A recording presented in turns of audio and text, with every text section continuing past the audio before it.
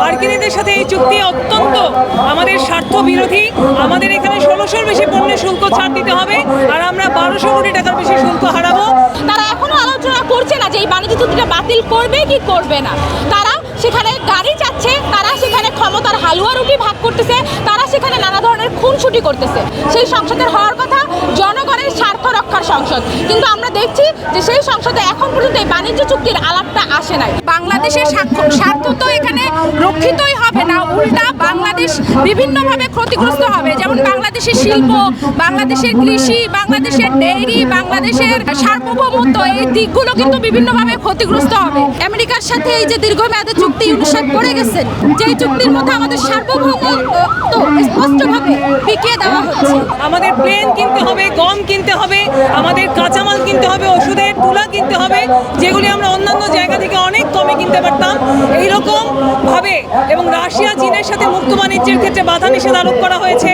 America যেখানে বাধা নিষেধ দিবে সেইখানে আমাদের বাধা নিষেধ দিতে হবে। এইরকম গোলামির চুক্তি কোনোভাবেই গ্রহণযোগ্য না। অভ্যুত্থানের পক্ষের শক্তি হিসেবে যেই অন্তর্বর্তীকালীন সরকারটা গঠন করেছিল, সেই সরকারের কাজ মূলত ছিল বাংলাদেশকে আমেরিকার কাছে ইজারা দাও, এবং সেটাই তারা করেছে।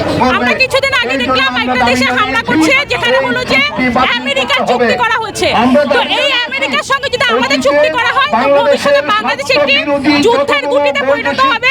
আমরা সেই জায়গাতে বাংলাদেশে কখনো নিয়ে যাব না। পৃথিবীতে একটা চুক্তি হলে বাতিল করা যায় না তা না। খলিল সাহেব কিন্তু এবং আরও অনেকে বলেছে চুক্তি বাতিল করা যায়। আমরা ইতিমধ্যে দেখলাম মালয়েশিয়া চুক্তি বাতিল করেছে।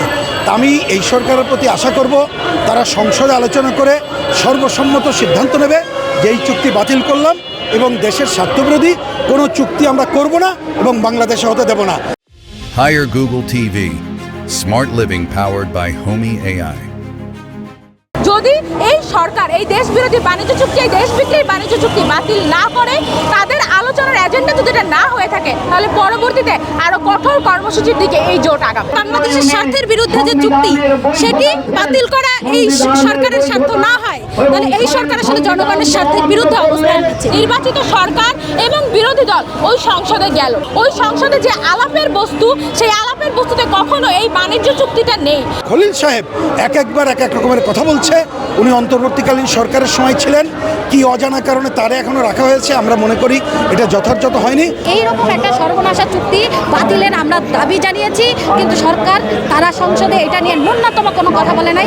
আমরা তাই আজকে এই আন্দোলনকে জোরদার করার জন্য আমরা আজকে সংসদ অভিমুখে বিক্ষোভ মিছিল নিয়ে যাচ্ছি, এবং আমরা মনে করি এর মধ্য দিয়ে সংসদে তারা এটা নিয়ে আলোচনা করে অবিলম্বে এই চুক্তি বাতিল করবে, যেভাবে মালয়েশিয়া তাদের সাথে আমেরিকার বাণিজ্য চুক্তি বাতিল করেছে। অন্তর্বর্তীকালীন সরকার চুক্তি করে গিয়েছে, এই সরকারকে এই চুক্তি বাতিল করে প্রমাণ করতে হবে যে তারা যে বলেন বাংলাদেশ ফার্স্ট, এইটা যে শুধুমাত্র একটা মুখের কথা না, এটা যদি কাজের কথা হয়, তাহলে তাদেরকে এই চুক্তি বাতিল করে এটা প্রমাণ করতে হবে।